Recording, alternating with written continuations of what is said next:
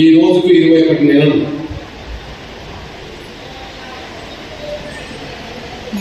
ఆయన వాళ్ళ కుటుంబం ఓట్లయితే ఆయన అధికారం రాలేదు, ఆయన కులం ఓట్లయితే ఆయన అధికారం రాలేదు. దాదాపు 50 లక్షల మంది పెన్షన్ కోసం ఎదురు చూసే పేద వర్గాల మెజారిటీ ఓట్లు వేసుకొని ఆయన అధికారంలోకి వచ్చారు. ఈ రాష్ట్రంలో ఎన్నికలకు ముందు నాటికే 45 లక్షల మంది పెన్షన్ మీద ఆధారపడే బతికేటోళ్ళు ఉన్నారు. 10 లక్షల మంది కొత్తగా దరఖాస్తు పెట్టుకున్న అర్హులైన పెన్షన్దారులు 10 లక్షల మంది ఉన్నారు.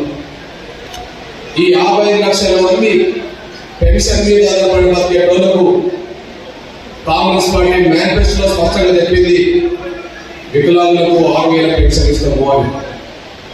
వృద్ధులు, వితంతులు, ఒంటరి మహిళలతో పాటు నేత, బీడీ, గీత కార్మికులతో పాటు పెన్షన్ మీద ఆధారపడే ప్రతి ఒక్కరికి ఖచ్చితంగా 4,000 రూపాయలు పెన్షన్ ఇస్తామని చెప్పి స్పష్టంగా ఎన్నికల మేనిఫెస్టో చెప్పడం జరిగింది. అదే సమయంలో మేము అధికారంలోకి వచ్చిన వెంటనే కొత్తగా 10 లక్షల మంది కూడా పెన్షన్ మంజూరు చేద్దామని చెప్పి రేవంత్ రెడ్డి గారు బహిరంగ సభలో మాట్లాడిన సందర్భాలు ఉన్నాయి. ఎప్పటి నుండి పెన్షన్ పెంచామని అనే మాటకు ఆయన సూటిగానే చెప్పాడు. ఎప్పటి నుండి పెన్షన్ పెంచామనే మాటకు ఆయన సూటిగానే చెప్పాడు. 2023 డిసెంబర్ 9న మీ బ్యాంక్ అకౌంట్ లో ఖచ్చితంగా పెన్షన్ పడబోతుంది. 2023 డిసెంబర్ 9న ఖచ్చితంగా ఒక సంస్థతో మీ పెన్షన్ అన్ని మీకు దక్కబోతున్నాయని చెప్పి తేదీతో సహా రేవంత్ రెడ్డి గారు చెప్పారు. పాత్రికేయ మిత్రులారా, దాదాపు 45 లక్షల మంది పెన్షన్ మీద ఆధారపడే వాళ్ళకు, కొత్తగా పెన్షన్ కోసం ఎదురు చూసే వాళ్ళకు రేవంత్ రెడ్డి గారు ఇచ్చిన మాట అది. కానీ ఈ రోజుకి సరిగ్గా 21 నెలలు. ఆయన అధికారం వచ్చిన నెలలోనే ఆ డిసెంబర్ 9కే పెన్షన్ పెంచుతానన్నాడు, కొత్తగా పెన్షన్ మంజూరు చేస్తానన్నాడు. ఆయన అప్పటికి 21 నెలలు గడిచినప్పటికీ ఆయన పెన్షన్ పెంచలేదు, కొత్త పెన్షన్ ఇవ్వలేదు. ఇది మన కళ్ళ ముందు కనిపిస్తున్న సత్యం అనేసి మీరు మర్చిపోవాలి. ఈ నేపథ్యంలో కనీసం ప్రతిపక్ష పార్టీలు ఎవి కూడా పెన్షన్ ఎందుకు పెంచట్లేదు, కొత్త పెన్షన్ ఎందుకు మంజూరు చేయట్లేదని కూడా ఈ రాష్ట్రంలో ఉన్న ఒక్క ప్రతిపక్ష పార్టీ నాయకులు అసెంబ్లీలో కానీ బయట కానీ ఎక్కడ మాట్లాడలేదు. మీరు ఎప్పుడైనా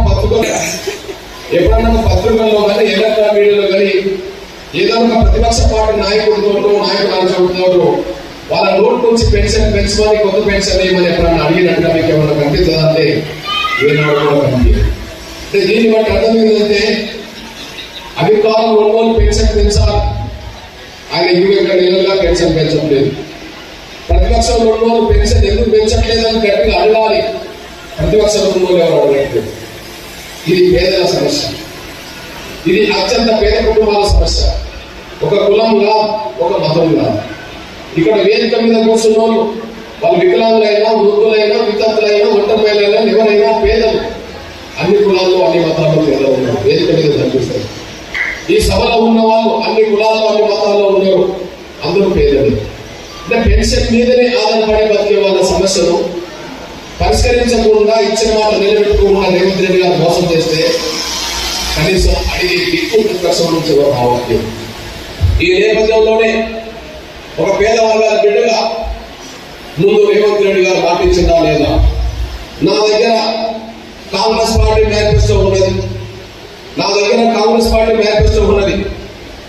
వికలాంగులకు 6,000 పెన్షన్ ఇస్తామని, వృద్ధులు, వితంతులు, ఒంటరి మహిళలకు 4,000 ఇస్తామని స్పష్టంగా ఉన్నది.